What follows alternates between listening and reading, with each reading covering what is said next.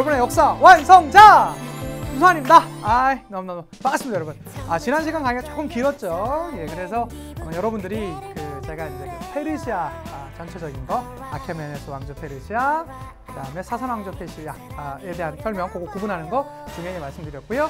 우리 그 다음에 나타나게 되었었던 무하마드 시대, 그다음에 정통 칼리프, 이제 세스 칼리프 이렇게 이제 가는 그러한 전체적인 흐름들, 그래서 우마이야 왕조랑 아바스 왕조 그 구분하는 것들, 요거 제가 많이 말씀드렸습니다. 실제로 이 이슬람사를 아마 공부하면서 많이 어려움을 느낀 학생들이 왜 어렵냐? 낯설어요. 그래서 그렇지 실제로 이게 익숙해지기만 하면 맞습니다. 다른 파트보다 훨씬 더 쉽게 우리가 고득점을 받을 수 있는 파트가 여기 파트입니다. 아직 이슬람사 끝나지 않았거든요. 이슬람에 대한 전체적인 내용 아직도 남아있으니까요. 오늘부터 바로 한번 들어보도록 하겠습니다. 오늘도 역시 한번 쭉 옆으로 가면서 한번 들어가 보도록 할게요. 첫 번째입니다. 일단은 지금 있는 시대가 여러분 어느 시대였었죠? 9에서 10세기 가면서 아바스 왕조가 있었잖아요. 이 아바스 왕조가 한 9에서 10세기 정도 가면서 어떻게 되냐면 상당히 이 권한이 약화되는 그런 모습을 보이게 됩니다. 그러다 보니까 이거 우리도 그 힘을 나름 좀 키워야 되는 거 아니야? 군사력이 너무 없으면 우리가 좀 무시당하고 어려움을 당할 수도 있을 텐데 라는 움직임 나오게 되면서 요때 이제 눈에 띄는 하나의 그런 이제 그 부족인가요? 이제 종족이 보이게 됩니다. 그가 누구냐면 튀르크족입니다. 튀르크. 원래 유목민족이었었는데요. 이들은 기본적으로 무엇을 잘 타냐면 말을 기가 막히게 타요. 말을 너무 잘 타는 거예요. 그래서 아주 뛰어난 기마술이 있었습니다. 그러다 보니까 튀르크 너네 괜찮은데? 너 말 타면 기본적으로 전투력이 좋잖아요. 괜찮은데? 그러면 일로 와서 우리 아바스 왕조에 우리가 돈 줄 테니까 우리 군대 역할을 좀 해주는 게 어때? 그래서 용병으로 아주 각광을 받게 됩니다. 그래서 요때 나왔었던 그 용병이요, 맘루크라는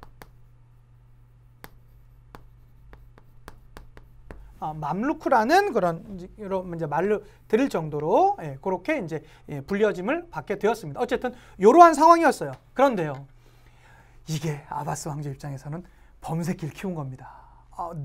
이들의 이 욕심은요, 그냥 요 정도로만 돈 좀 정도 주면 이제 처리될 것 같았었는데요, 그 정도에서 만족하지 않습니다. 더 나아가게 되면서 11세기에 그들은 새로운 시대를 열게 되었습니다. 우린 그걸 뭐라고 하냐면 주쿠 셀주크 튀르크라고 합니다. 셀주크 튀르크입니다. 셀주크 튀르크. 이 셀주크 튀르크는 11세기부터 13세기 정도까지 이제 갔었던 아주 강력했었던 국가를 만들었었는데요. 특히 이 튀르크족들은요, 일단은 이슬람으로 개종을 해요. 처음엔 아니었었겠죠. 그러다가 시간이 지나면서 이 지역에선 이슬람 개종해가지고 하면 좋겠는데 라고 하면서 이제 이슬람으로 개종을 하게 되고요. 더 나가면서 어디까지 점령을 하게 되냐면 바스 왕조의 수도가 어디라고 했었죠? 바그다르다라고 했었죠? 그래서 어디까지 점령합니까? 바그다드까지 점령을 합니다. 바그다드까지 점령하는 그런 강력한 모습을 보여줬었고요. 그러다 보니까 이 칼리프들 입장에선 자신의 위험이, 지금 자신의 이 신변이 위협을 당할 수도 있잖아요. 그래가지고 요때 처음 등장했었던 용어가 등장하게 됩니다. 그 용어가 뭐냐면 술탄이라는 용어예요. 술탄. 술탄이라는 칭호를 이 셀주크들한테 줍니다. 근데 술탄이라는 칭호는 뭐냐면 이런 겁니다. 이 이슬람 사회에 원래는 정치적, 종교적 지도자가 누구였습니까? 네, 우리가 지난 시간에 자세히 봤던 칼리프였었잖아요. 칼리프. 그런데 이제는 그 정치와 종교에서 무엇을 떼준 거예요? 정치적인 측면을 떼준 거예요. 그래서 여기서 나오는 이 술탄이란 칭호는 이슬람 사회에서 무엇을 다스릴 수 있는 정치적 지도자를 얘기합니다. 정치적 지도자를 뭐라고 한다고요? 술탄이라고 한다고요. 술탄이라는 칭호도 받아냈었다라는 거. 특히 셀주크 튀르크는 더 잘 나가게 되면서 어디까지 점령하게 됩니까? 이 유대교나 크리스트교의 그 성지인 예루살렘까지 점령하게 됩니다.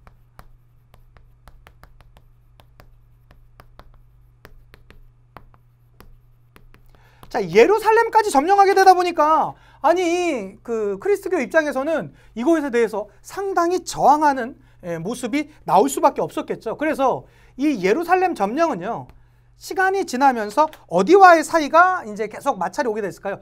비잔티움 제국과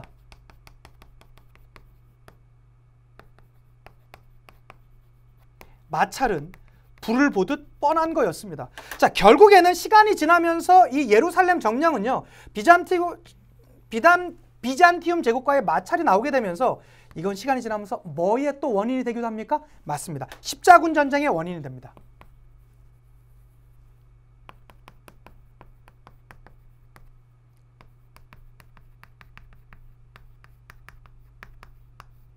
십자군 전쟁의 원인이 되었었던 게 바로 요 배경이었었다라는 거. 어느 시대입니까? 지금 여러분 다 저희 지금 뭐 배우고 있습니까? 셀주크 튀르크를 대해서 배우고 있습니다. 자, 그렇지만 이렇게 잘 나갔었던 이 셀주크 튀르크는요, 누구에 의해서 13세기 때 13세기 나오면 대부분 다 그냥 이 나라가 다 전부 다 그냥 해버리잖아요. 누굽니까? 맞습니다. 몽골에 의해서 몽골에 의해서 멸망하게 된다라는 거.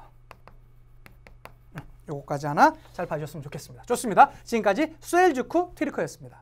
자, 셀주크 튀르크가 무너지고 나서 이 서아시아 지역에 등장했었던 나라가 있으니 우리는 그걸 누구라고 합니까? 티무르라고 합니다.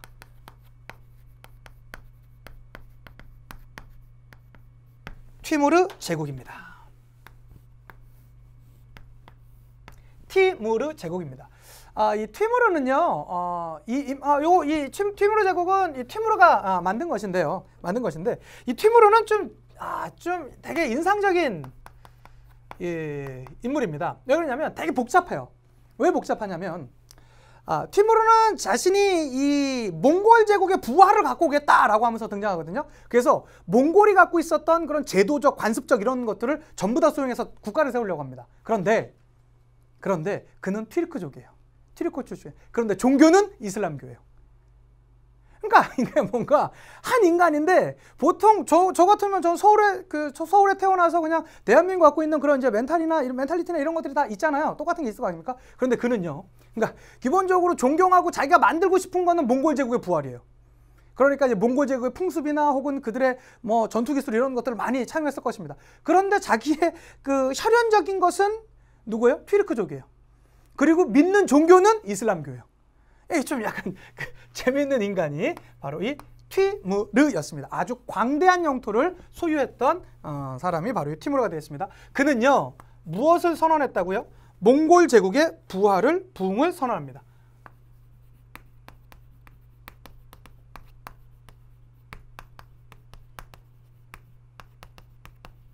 내가 몽골 제국을 다시 한번 일으켜보겠다라고 하면서 등장이 되고요. 그가 정한 수도, 요거 수도 중요합니다. 여러분 다시 한번 말씀드립니다. 수도 정말로 중요합니다. 수도가 어디였냐면 사마르칸트.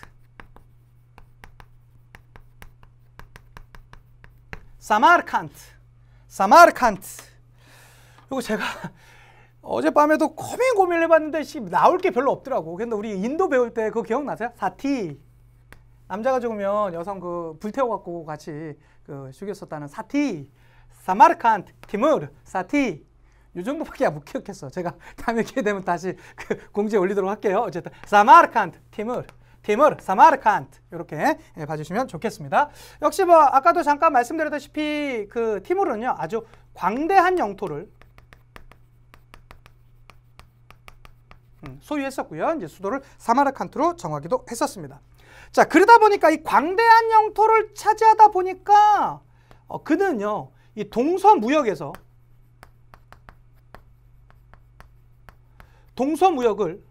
독점하다시피 합니다. 아주 뭐 그 경제적 부도 만만치 않은 모습을 보여주었었겠죠. 거기다가 또 하나 좀 특이한 게 하나가 나오는데요. 이 티무르 제국이 갖고 있는 특이한 중 하나가 아주 이 복잡한 문화가 되겠습니다. 복합적 문화가 되겠습니다. 왜 복합적이냐? 다 들어가 있어. 그러니까요, 일단은 기본적으로 한번 봅시다. 그는 이슬람교도라고 했었죠? 이슬람교가 들어갑니다. 이슬람교가 당연히 들어가겠죠. 거기다가 요 지역의 과거 페르시아 그러니까 페르시아 문화도 역시 같이 들어가게 됩니다. 거기에다가 그는 튀르크족 출신이라며요. 튀르크 문화가 들어갑니다. 거기다가 그는 몽골 제국의 부흥을 선언했잖아요. 그래서 어디까지 들어갑니까? 중국의 문화까지 같이 믹서해서 들어가는 그런 아주 복잡한 문화 형태를 보여줬던 게 이 티무르 제국이라는 거. 그런데 이 티무르의 욕심은 끝이 없었습니다. 어디까지 공격을 했었냐면요. 명나라 원정까지 가요. 여기가 어딘데? 명나라 원정을 가다가 원정하에서 진 게 아니라 원정 중에 병사합니다. 병으로 사망해요. 자, 그런 강력한 통치자 티무르를 잃었었던 티무르 제국 어떻게 됐을까요? 당연히 티무르의 죽음과 함께 이 제국은 쇠락의 길로 걸어가게 되었습니다. 그 이후 시간이 지나서 어느 족한테 멸망을 당하냐면 우즈벡족한테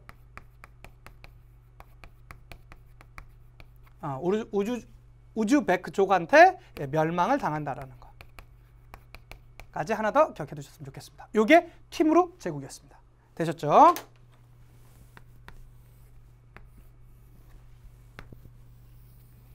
티무르 제국이었습니다. 하나 봐주시고요. 자, 그러한 모습과 함께 이 티무르 제국이 끝나고 나서 티무르 제국은 참고로 이 14세기에서 15세기 정도에 있었던 제국이 이제 되겠습니다. 그거 하나 이제 봐주시면 좋겠고요. 자, 그러고 나서 등장했었던 바로 그 왕조가 사파비 왕조입니다. 사파비 제국이라고까지 하긴 그렇고 그냥 사파비 정도로 그냥 알아두시면 좋을 것 같아요. 16세기에서 18세기에 있었던 국가가 되겠습니다. 사파비 되겠습니다. 자, 사파비는요. 이 티무르는 몽골 제국 부흥을 꿈꿨잖아요. 그는요. 아니야. 난 이란으로 갈 거야. 이란 민족 국가를 꿈꿨습니다. 민족 국가 부흥을 부르짖으면서 등장했었던 왕조가 바로 이 사파비 왕조가 되겠습니다. 사파비. 그들은요. 좀 특이하게 국교를요. 무엇으로 삼았었다? 이 시아파 이슬람교로 삼았습니다.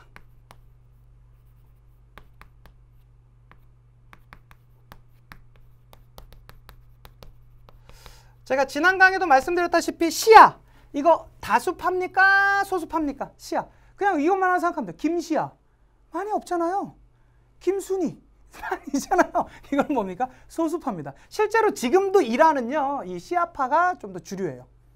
어쨌든 이 시아파 이슬람교가 뭐라는 거? 국교라는 거 하나 봐주시고요. 역시 이 사파비 왕조 하면 여기도 역시 도도도 수도가 중요합니다. 이 수도. 특히 사파비 왕조의 이 수도는요. 이스파한인데요. 이스파한. 제가 조금 있다가 요거 보여드릴 텐데 사진. 정말로 아름답습니다. 그래서 이 이스파한의 이스파한을 한번 구경했었던 사람들이 뭐라고 그랬냐면 이스파한 세상의 절반 이런 말을 했대요.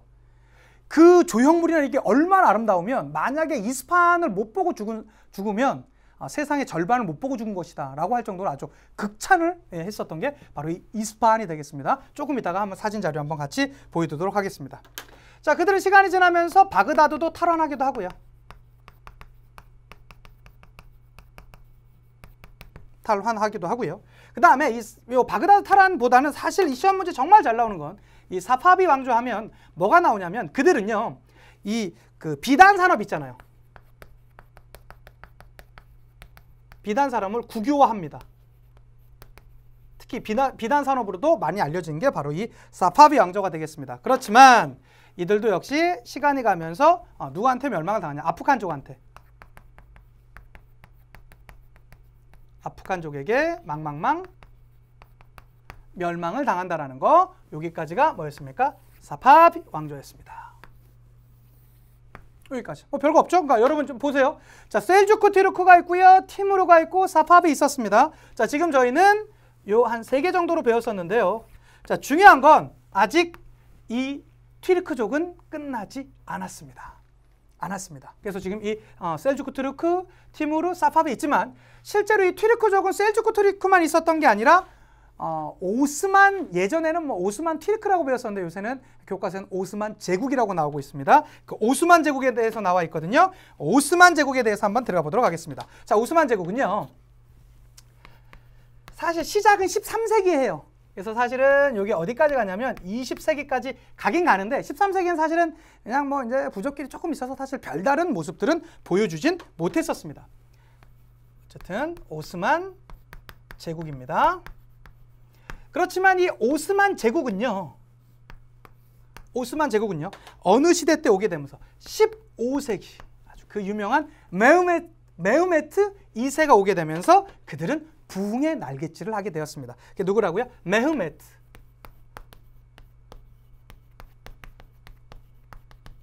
선생님 근데 저희 학교 선생님이 이거 메흐메트 2세라고 안 하고요. 무함마드 2세라고 하던데 무함마드 2세가 메흐메트 2세예요. 같은 말입니다.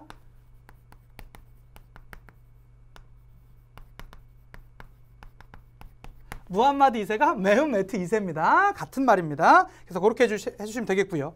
자, 그들은 15세기 때 이 메흐메트 2세는요. 제가 그냥 메흐메트 2세로 가겠습니다. 메흐메트 2세는요. 메흐메트 2세는 어디까지 정복을 하냐면 비잔티움 제국까지 정복을 합니다.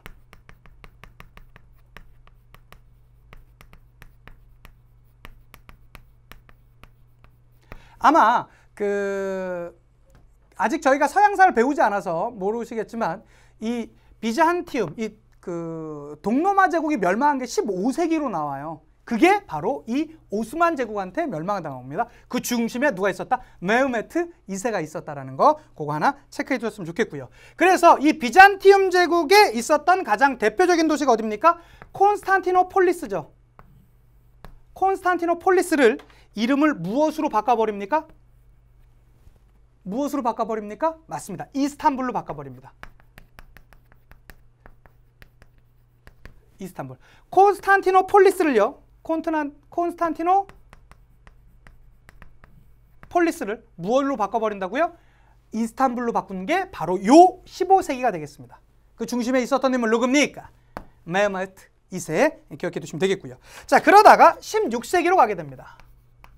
16세기로. 자, 16세기로 오면서 이제 오스만 제국이 거의 뭐 아주 광대한 영토를 이제 소유하게 되거든요. 그래서 그들은요, 무엇까지 다시 찾아오게 되냐면, 이제 술탄 칼리프 제도까지 다시 가져오게 됩니다.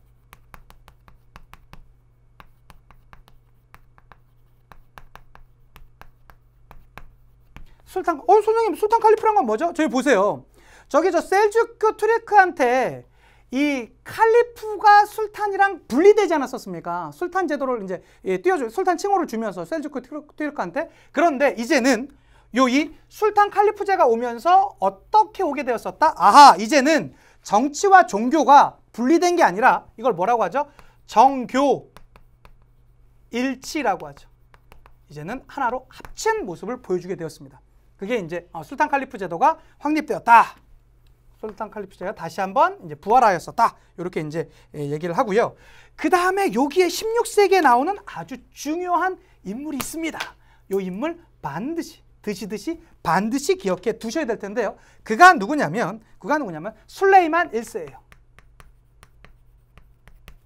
술레이만 1세입니다. 선생님, 술레이만 1세 중요한가요? 너무너무 중요합니다. 너무너무 중요합니다. 술레이만 1세입니다.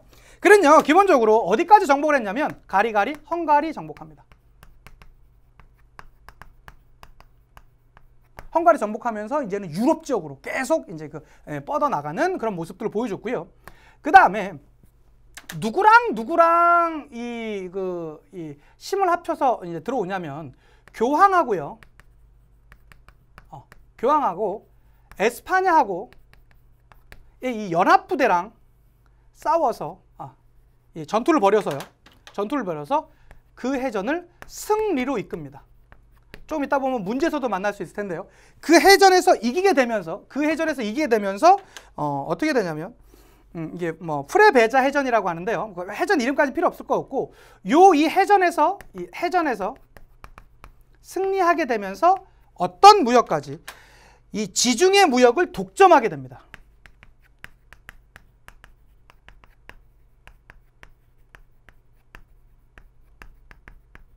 독점하게 되었었던 게 바로 이 술레이만 1세 때입니다. 술레이만 1세 때입니다. 물론 이 16세기에 시간이 더 지나가면서 프레베자 해전에서는 승리하지만 조금 더 시간이 지나서 한 30년 정도 지나서 이 레판토 해전에서는 지게 됩니다. 그때부터 사실 이 오스만 제국은 또 쇠락기가 들어가게 되는 게 그런 이제 배경이 하나 있었고요. 자, 그렇게 되지만 이 17세기 이후 되면서 19세기까지는요.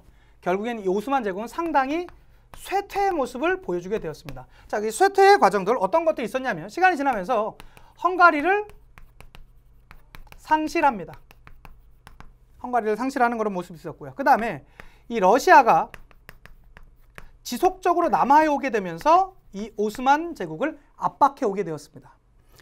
뿐만 아니라 그들이 차지하고 있었던 리스리스, 그리스가 독립을 선언하게 되면서 이 오스만 제국은 위기에 빠지게 되는 그런 모습이 보여지게 되었었습니다. 되셨죠? 그래서 이러한 모습들까지 이어졌었다라는 거. 그래서 이 흐름들, 이 쇠퇴하는 모습들, 여기 이제 하나 봐주시면 좋겠고요. 이거 말고 우리가 또 봐주는 게 같은 지금 오스만 제국입니다. 오스만 제국에서 이제 봐주셔야 될 게 시험 문제 우리가 어제도 지난 강의도 문제 풀 때 나왔었던 게 있습니다. 이 오스만 제국에 군사 제도가 있어요. 군사 제도 두 개가 있는데요. 반드시 기억해 두셔야 되겠습니다. 자, 첫 번째는 뭐냐면 군사 제도 첫 번째는 뭐가 있냐면 티마르 제도가 있습니다. 티입니다. 티마르 제도가 있습니다. 이게 군사 제도인데요. 요걸 가르쳐서 제가 교과서 용어를 찾아보니까 뭐라고 나와 있냐면 군사적 봉건제라고 나와 있습니다. 그런데 뭐 군사적 봉건제 이런 말이 힘들잖아요. 그거보다 이거예요. 이 지방에 있는 사람들이 충성을 맹세하면 땅을 나눠주는 거예요. 월급을 준 대신 땅을 줘가지고 충성을 이끌어내면서 이 군대를 유지했던 제도. 그걸 뭐라고 합니까? 티마르 제도라고 합니다.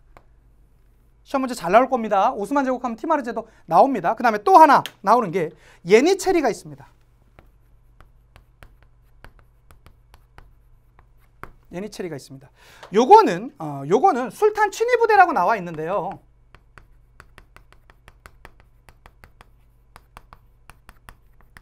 이 술탄 친위 부대라는 그거 맞아요. 그런데 실제로 이 친위 부대뿐만 아니라 이 예니체리는 상당히 포괄적이었습니다.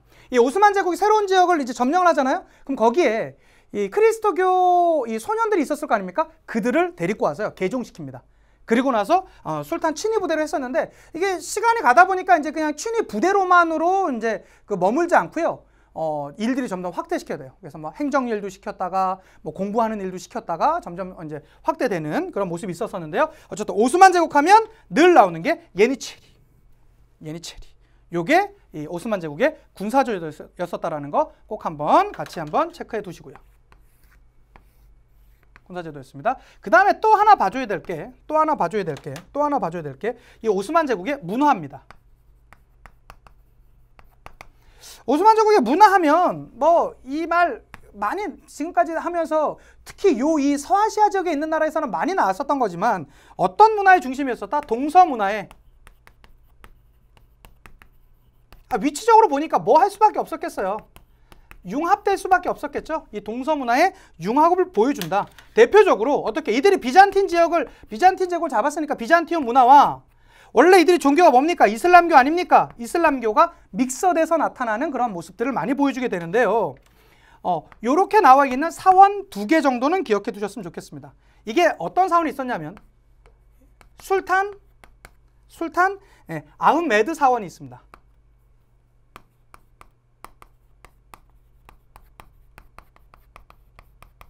뭐라고요? 술탄 아흐메드 사원이 있고요.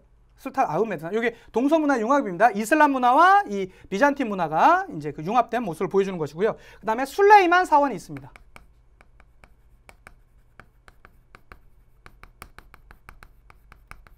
사원이 있다라는 거. 요게 이제 동서 문화의 융합으로 나온 것이고요. 그리고 무엇보다 이 오스만 제국은요. 문화적으로 한 말씀 하나만 마지막 더 하자면 종교적으로 강제하지 않는 종교적 관용의 정신을 갖고 있었다라는 거, 요거 꼭 기억해 두셨으면 좋겠습니다. 인두세만 납부하면, 그러니까 세금만 납부하면 신앙에 허용되는 그러한 종교적 관용 정책을 펼치고 있었다라는 거. 이게 전체가 다 해서 뭐가 되겠습니까? 오스만 제국이 되겠습니다.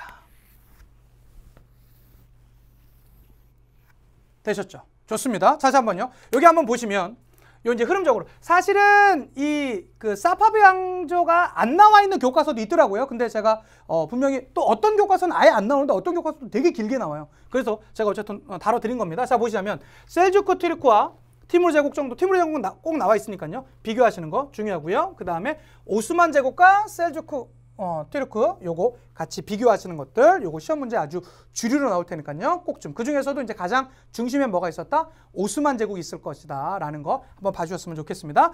사진 자료 한번 보고 한번 가보도록 할게요.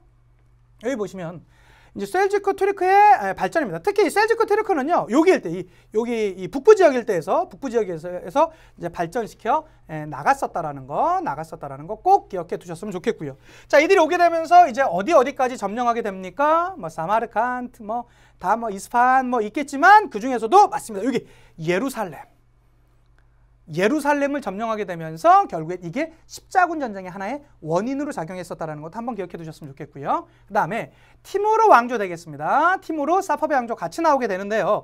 일단 티무르가 여기 지금 이 푸른색 선으로 보이는 게 티무르 왕조가 되겠습니다. 엄청나게 이제 크게 되겠죠. 자, 이 티무르 왕조 하면 여기서 꼭 나올 거 뭐가 있습니까? 사마르칸트 위치 꼭 잡아주시고요. 지금의 이제 우즈베키스탄에 있습니다. 사마르칸트 꼭 봐주시고요.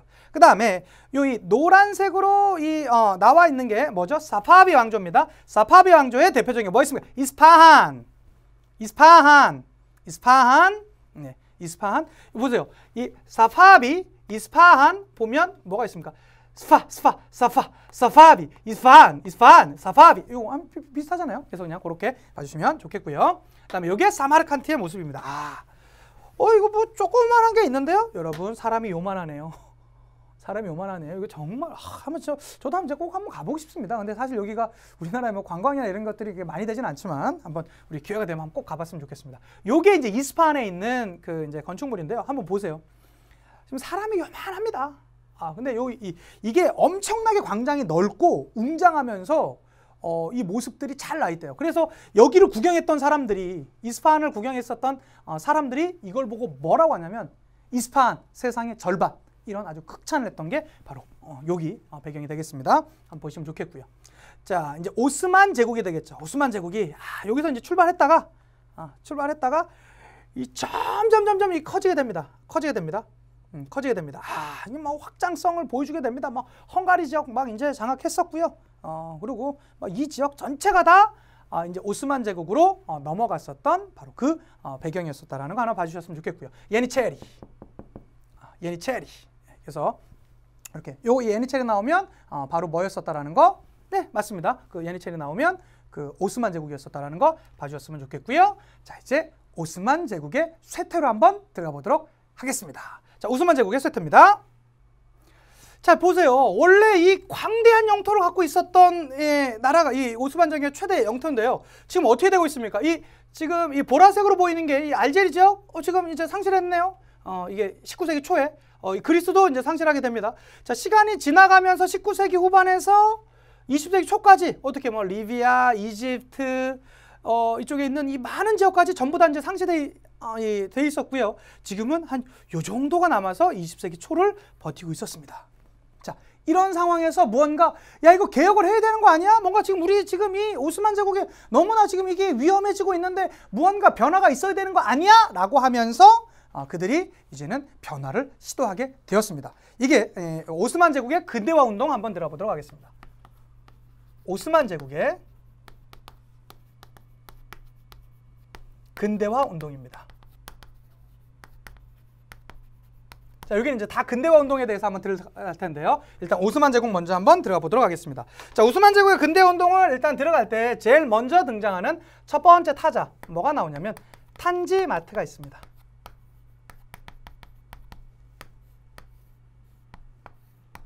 탄지마트. 탄지마트는 1839년인데 연도 다시 말씀드립니다. 안 외우셔도 돼요.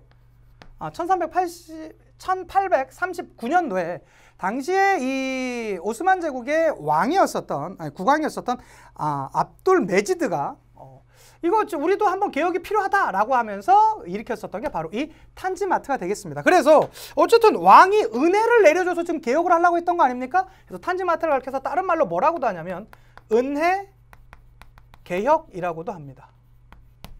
은혜 개혁이라고 합니다. 자, 이들은 어떤 움직임들이 있었냐? 일단은 군대.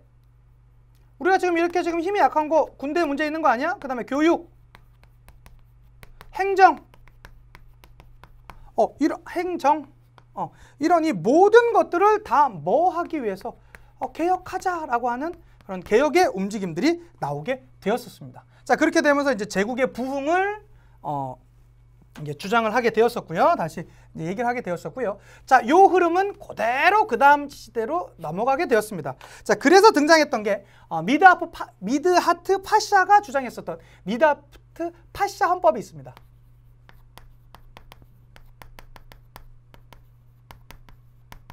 미드하트 헌법이 있습니다.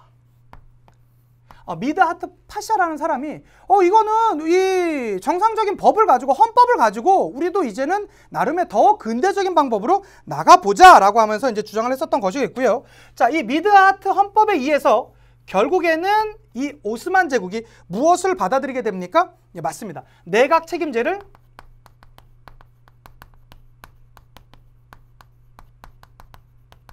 실시하는 상당히 근대적 모습을 보여주게 됩니다.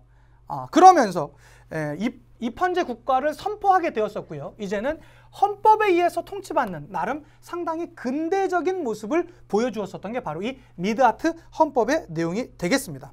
자, 그런데 생각해 보세요. 이러한 나름의 이 혁신적인 변화나 이런 것들이 있으면 그냥 원래 기득권 세력들은 너는 되게 잘하네, 맞아, 나도 이렇게 생각했어 라고 하면서 그냥 잘 받아들여질까요? 아니면 이것에 대해서 당연히 반대의 목소리가 나올까요? 기득권을 그들이 쉽게 그렇게 뺏기려고 하겠습니까? 당연히 이것에 대한 반발이 있었을 것입니다. 그래서 결과적으로는 실패하게 돼요. 자, 실패했던 이유는요, 다음과 같습니다. 일단은 보수파들이 반발했습니다. 어마어마하게 반발의 수위를 높이면서 반발을 했었고요. 그뿐만 아니라 열강의 간섭이 심했습니다. 야, 너네가 무슨 그런 거 하려고 그래. 하지마. 별 필요 없어. 라는 그러한 모습을 보여주게 되었습니다. 자, 이러한 과정에서 무슨 전쟁이 벌어지게 되냐면 러시아와 튀르크 간의 전쟁이 벌어지게 되었습니다. 러티 전쟁이 벌어지게 되었었는데요. 이 러티 전쟁이 벌어지다 보니까 내각 책임제나 이런 걸로 해서 이제 나름 개혁을 하려고 했었던 이 당시에 이 국왕의 생각이 다시 바뀌게 돼요. 이거 뭐야? 러티 전쟁. 에이, 잘 됐다 라고 하면서 러티 전쟁을 근거로 해가지고 어떻게 됩니까? 전제 정치를요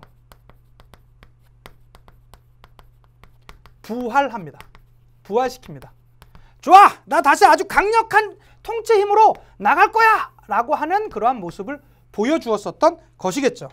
자, 그런데 이렇게 지금 이거 다시 과거로 회귀하고 있는 거 아닙니까? 근대로 나가도 부족한데 지금 다시 과거의 국왕이나 그 왕의 힘이 강력하게 간다라면 튀르크에는 더 이상 희망이 없었겠죠. 그래갖고 이것에 대해서 또 저항했었던 세력들이 있습니다. 그래서 그들이 운동을 일으킵니다. 그게 뭡니까? 청년 튀르크당입니다.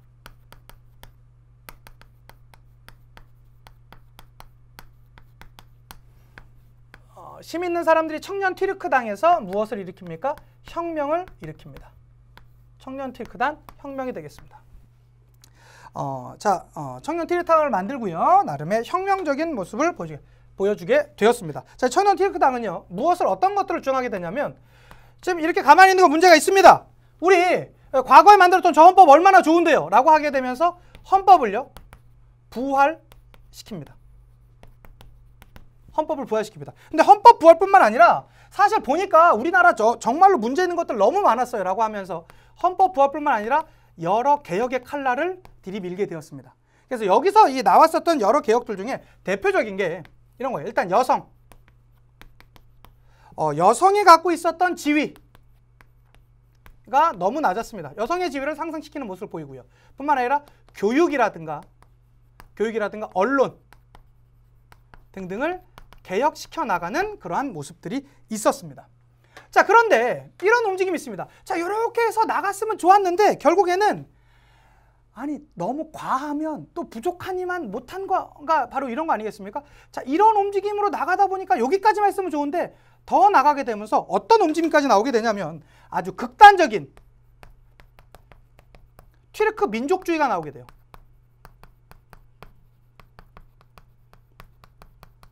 맞아, 우리 튀르크 민족주의가 짱이야! 라고 하는 그러한 움직임이 나오게 되었었고요. 자, 이러한 움직임은 결국에는 예, 그 아랍 민족주의를 자극하게 되는 움직임이 있었습니다.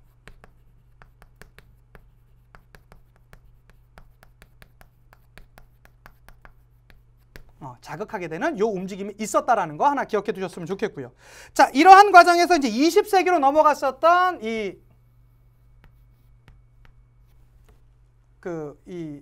여기 이제 20세기가 됐겠죠. 20세기가 돼서 이제 넘어오는 과정에서 이제는 전 세계에서 뭐가 터지게 됩니까? 1차 세계 대전이 터지게 되었습니다. 1차 세계대전이 터지게 되는데 이때 이 오스만 제국은요. 동맹국에 가담하게 되면서 패전국이 돼요. 패전국에 이제 처하게 되었었습니다. 자, 요 문제가 하나가 있었고요. 이들이 이제 동맹국에 가담하니까요. 동맹국에 갔었기 때문에 당연히 이제 패전국이 되었었겠죠. 자, 그러한 과정에서 시간이 더 지나면서 이제는 어떤 문제까지 오게 됐습니까? 이제는 이 전제 정치든 뭐든 다 필요 없다. 그렇게 되면서 1923년 드디어 무엇이 선포되게 되었습니까? 터키 공화국이 선포되게 됐습니다. 선생님, 오스만 제국이 터키였군요, 지금의. 그래요. 물론 많이 오스만 제국보다는 축소된 영토가 있었지만 어쨌든 이 터키 공화국이 선포가 되었었고요. 자, 그렇게 되면서 이 터키 공화국의 그 내용들을 보자면 일단 술탄제가요. 사라집니다. 그리고 이 터키 공화국의 대통령으로 등장했었던 인물이 있습니다. 그가 누굽니까? 무스타파 케말입니다.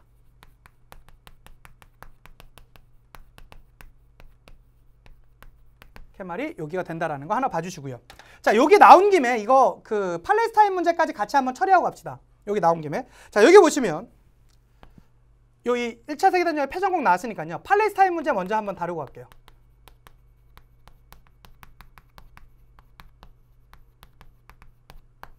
팔레스타인 문제가 나오게 되는데 1차 세계대전이 벌어지는 과정 가운데 이때 영국이 좀 이 비상식적인 일을 하게 됩니다. 무슨 일을 하게 되냐면 오스만 제국의 안에 있는 아랍 사람들이 있을 거 아니에요. 아랍 계열한테 야, 너네 이러지 말고 우리를 좀 도와줘. 영국이 말하는 거죠.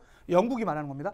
우리 좀 도와줘. 그러면 너네 이거 1차 세계대전 끝나고 너네 이 아랍 민족 국가 국가 만들어주는 거 내가 도와줄게 라고 이 얘기를 하게 됩니다. 그래서 이 뭐 맥마흔 선언이라고도 하고요. 예, 교과서에는 후세인 맥마흔 서한이라고 하더라고요.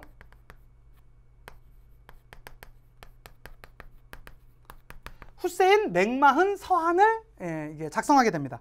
후세인 맥마흔 서한입니다. 이거 이제 1915년인데요. 이게 중요한 이유는 뭐냐면 이게 전쟁이 잘 끝나게 되면 아랍 국가 독립을 약속한 것입니다. 그런데 이 팔레스타인 지역에 대해서는 아랍만 노리고 있었던 게 아니지 않습니까? 그렇게 되면서 또 하나의 문제가 이제 나오게 되는데요. 그게 뭐냐면 벨푸어 선언이에요. 벨푸어 선언입니다. 이 벨푸어 선언은 1917년에 있었던 것인데요. 이 벨푸어 선언은 여기에 있는 이 아랍 국가의 독립 약속한 정반대로 어떤 국가의 독립을 약속한 겁니까? 맞습니다. 유대 국가. 유대 국가의 독립을 약속한 것입니다. 선생님, 근데 이거 그럼 이거 해준 대상이 달라는? 아니요, 둘 다 영국이었어요. 둘 다 영국이었습니다. 자, 그렇게 되면서 결국에는 이게 시간이 지나게 되면서 무슨 전쟁의 원인으로 됩니까? 맞습니다. 중동 전쟁의 원인이 되었었던 게 바로 여기 후세인 맥마흔 선언 내지는 그냥 맥마흔 선언이라고도 합니다. 그 다음에 벨푸어 선언, 이게 이 문제가 됐었다라는 거. 여기까지가 뭐였습니까? 오스만 제국의 근대화 운동이었고요. 나머지 운동들도 조금씩 있는데 그냥 핵심에 나올 것들만 간단하게 먼저 한번 해보도록 하겠습니다. 자, 그 두 번째 아랍입니다. 아랍의 근대화 운동에 대해서 한번 들어가 보도록 하겠습니다. 아랍의 근대 운동입니다. 자, 아랍의 근대 운동 하면 우리가 놓치지 말아야 될 게 뭐가 있냐면 와하비 운동이라는 운동이 있습니다.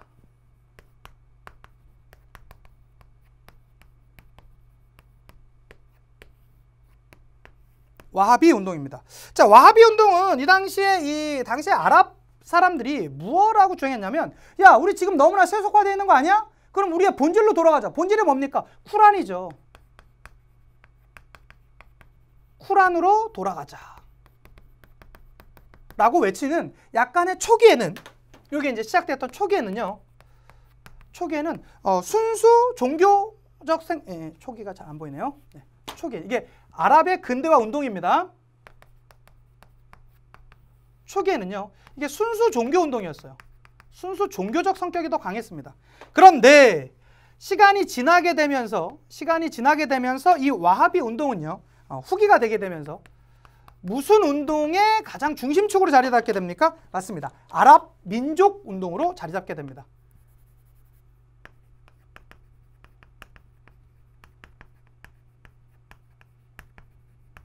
아랍 민족 운동으로 자리 잡게 되었었고요.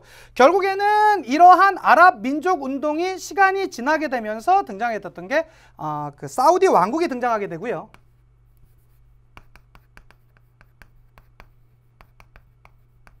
이 사우디 왕국이 시간이 더 가면서 지금의 무엇가 되는 겁니까? 사우디아라비아가 되는 것입니다.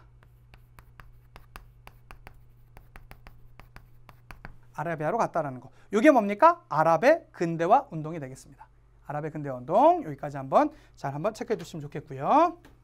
좀 헷갈리실 것 같아서. 네, 이렇게 이제 돼 있습니다. 자, 그 다음은요, 이집트의 근대화 운동 한번 들어갑시다.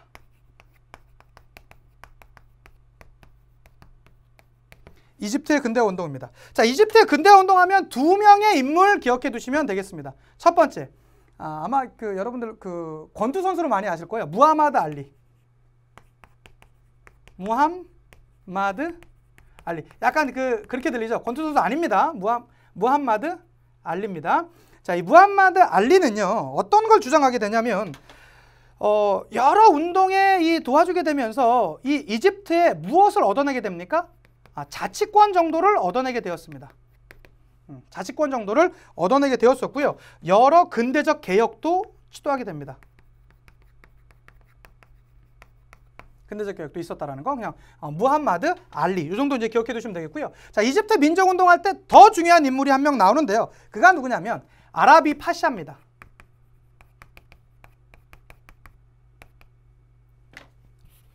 아라비 파샤. 샤가 되겠습니다. 이 아라비 파샤가 했던 말이 상당히 유명해요. 이집트인을 위한 이집트라는 말을 합니다.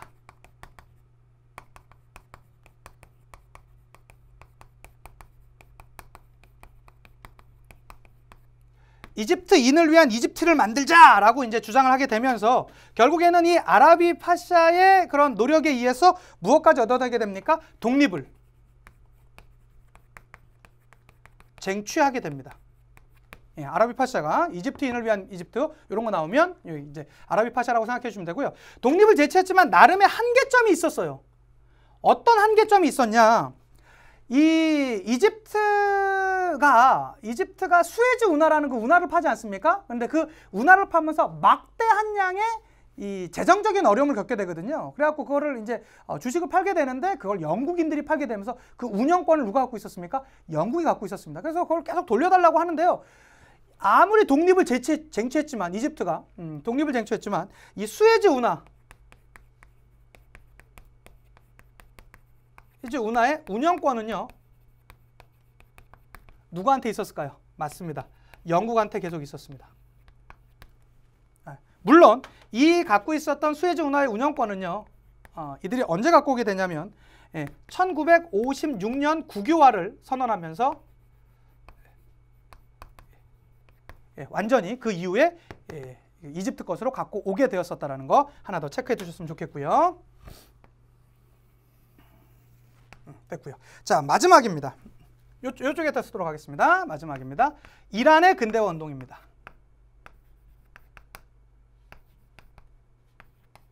이란의 근대화 운동 되겠습니다. 이란의 근대화 운동은요, 일단은 이란을 괴롭혔던 나라들이 있습니다. 대표적으로 어떤 나라들이 있냐면 러시아 있었고요. 영국이 괴롭혔습니다. 러시아, 영국이 이란에 대해서 이제 계속적인 공격과 이제 야욕을 보여주고 있었죠. 특히 이들의 이제 이 침략에 이란은 계속적인 민동 운동을 펼쳐 나가게 되었었는데요. 특히 여기에 있는 이 영국은 이란 사람들이 그렇게 담배를 많이 선호한다랍니다. 그런데 이 담배 독점권을 가져갔었대요.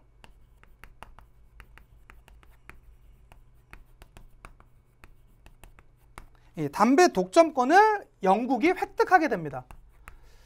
그러다 보니까 이 담배 독점권에 대한 불만을 품고요. 결국에는 이 이란 사람들이 운동을 벌이게 되는데요. 이게 담배 수호 운동입니다. 담배 수호 운동은 약간의 이 민족적인 성격까지 더해지게 되면서 그 이후에 이 담배 이권을 회수했었고요. 담배에 대한 이권을 회수하는 모습들이 있었지만 안타깝게도 영국이 야 우리 피해 입었잖아 배상금 물어 라고 해서 영국에 배상금을 지불하는 그러한 모습도 있었다라는 거. 그렇지만 어쨌든 이란이 근대 운동할 때 이 담배 수호 운동 요 정도는 보기로 얼마든지 나올 수 있으니까요. 요거까지는 한번 챙겨주셨으면 좋겠습니다. 자, 지금까지 우리 봤던 거 뭐 있었습니까? 오스만 제국, 아랍, 이집트, 이란의 근대화 운동. 그 중에서도 이제 가장 중심이 됐던 건 오스만 제국의 근대화 운동이니까요. 그거 한번 잘 체크해 두셨으면 좋겠고요. 자, 여기와 이제 관련돼 있는 문제들 한번 여기 자료 보시고 문제 보도록 하겠습니다. 그가 누굽니까? 미드하트 파샤입니다. 미드하트 헌법을 만들었었던 그 주된 인물이 되겠죠. 그 다음에 와하비 운동의 세력법입니다. 자, 이 와하비 운동은 아랍의 민족 운동이었었다라는 거. 그래서 이게 시간이 지나면서 사우디 왕국, 지금의 사우디아라비아가 만들어지게 되었었던 거 한번 잘 봐주셨으면 좋겠습니다. 자, 문제 한번 풀어볼게요. 자, 밑줄 친 우리나라에 대한 설명으로 옳은 것입니다. 한번 보도록 하겠습니다. 여기서 말하고 있네요. 그대가 교황과 에스파냐의 연합 함대를 격파했다니 정말 대단하군. 이번에는 나를 위해 일해보지 않겠나? 이렇게 얘기했더니요. 그 얘기합니다. 제안은 고맙소. 하지만 비천한 이교도였던 나를 해군 제독에 임명해준 우리나라의 은덕을 배반할 수는 없어. 우리나라에선 종교나 신분에 관계없이 능력에 따라 사람을 관직에 등용한다오 라옵니다. 이거 보시면 우리가 뭐 이제 알 수 있다시피 요거는 지금 이제 뭐에 대해서 나온 겁니까? 뭐 이제 헝가리를 공격하고 등장했었던 이 오스만 제국에 대해서 나온 것입니다. 그래서 이 해전을 뭐라고 하냐면 프레베자 해전이라고 하고요. 이 해독 이름을 뭐라고 하냐면 이게 좀 긴데요. 한번 적지 마세요. 그냥 듣고만 끝내십시오. 바르바로스 하이랜딘 파샤 뭐 이렇게 이제 얘기합니다. 그래서 아주 명제독으로 유명했던 사람입니다. 그래서 이제 오스만 제국, 특히 이 술레이만 1세 때 있었던 그런 이제 그 사건으로 유명하죠. 그렇게 이제 봐주시면 좋겠습니다. 자, 그럼 술레이만 1세 때 무슨 사건들이 있었겠습니까? 자, 헝가리를 정복하고 빈을 포위하였었다. 근데 이게 오스만 제국을 풀어도 문제 분명히 풀릴 겁니다. 왜 그러냐면 이게 술레이만 1세까지 나와버리면 좋겠지만 그렇게 안 나오는 예도 있었거든요. 그러니까 뭐 오스만 1세라고 이렇게 찾아내도 괜찮겠지만 그냥 오스만 제국 이렇게 풀어셔도 전혀 문제가 없었다. 물론 요 사건 이후엔 어떻게 됩니까? 레판토 해전에서 이들이 지게 되면서 오스만 제국이 쇠퇴의 길로 이제 걸어가게 되는 그런 모습도 있었다. 어쨌든 헝가리를 정복하고 빈을 포위 공격하였다. 이게 오스만 제국 맞지 않습니까? 정답은 1번이고요. 2번입니다. 자, 사산왕조 페르시아와 이집트를 정복하였다. 이건 언제죠? 정통 칼리프 시대가 되겠고요. 3번입니다. 술탄직을 창설하여 정치 권력을 위임하였었다. 이거 누가 받았었다라고 했습니까? 아바스 왕조로부터 셀주크 튀르크가 받았었다라고 했었죠. 4번입니다. 이베리아 반도에서 제국의 영토를 이베리아 반도까지 제국의 영토를 확장하였었다. 우마이야 왕조 때에 대한 설명이 되겠고요. 5번입니다. 사마르칸트! 누굽니까? 무르무르 티무르가 되겠죠. 정답 1번이었었고요. 자, 2번 문제입니다. 2013년도 9월 모평 문제가 되겠습니다. 밑줄 친 혁명의 배경으로 가장 적절한 것은 이렇게 나와 있습니다. 봤더니 자유주의 사상에 영향을 받은 청년 장교단과 학생, 젊은 지식인들이 주도하여 혁명을 일으켰다. 이 혁명이 뭐겠습니까? 저 보니까 미드하트 헌법을 회복을 요구하였었다라고 아닙니까? 이게 뭡니까? 청년 튀르크당 혁명이라고 할 수 있겠죠? 청년 튀르크당 혁명을 말하는 것입니다. 자, 그러면 청년 튀르크 혁명이라고도 합니다. 자, 한번 보도록 하겠습니다. 1번입니다. 무스타파 케말이 터키 공화국 대통령으로 되었다? 아니죠. 요거는 한참 뒤의 일이죠. 이 혁명이 일어난 배경은 뭘까요? 전제 정치가 부활하게 되면서 나타났던 게 이 혁명이라고 했었잖아요. 그러니까 1번은 답이 될 수 없고요. 2번입니다. 자, 이슬람 세력이 시아파와 수니파로 나뉘어 대립하였었다? 이거는 우마이야 왕조 때에 대한 설명이 되겠고요. 3번입니다. 러시아 튀르크 전쟁의 패배로 전제 정치가 강화되었다. 바로 이게 이제 되겠죠. 그래서 정답은 3번이 되겠고요. 4번입니다. 극단전 튀르크 민족주의로 아랍 민족과의 분쟁이 일어났다. 요거는 뭐니까 요 혁명 이후에 나타났었던 내용이 되겠죠. 배경이라고는 할 수 없습니다. 5번입니다. 크리스토교 소년들을 이슬람교로 개종시켜 예니체리 부대를 만들었다. 요거는 이제 오스만 제국 그 이제 앞에 내용, 오스만 제국의 일반적인 내용이 되겠습니다. 뭐 예니체리 우리가 아주 자세히 배웠었잖아요. 그래서 그러한 내용들 봐주시면 좋겠습니다. 너무너무 수고 많으셨습니다. 요렇게 하면서 어떻게 됐습니까, 여러분들? 맞아요. 우리 이슬람교 전체적인 것들, 그다음에 그 아전에 그 전강에 배웠던 페르시아, 그다음에 그 지역에 있었던 근대화 운동까지 완벽하게 한번 살펴봤습니다. 너무너무 수고 많으셨고요. 기쁜 마음으로 다음 강의 뵙도록 하겠습니다. 인사하고 마칠게요. 역사가 완성되는 그날까지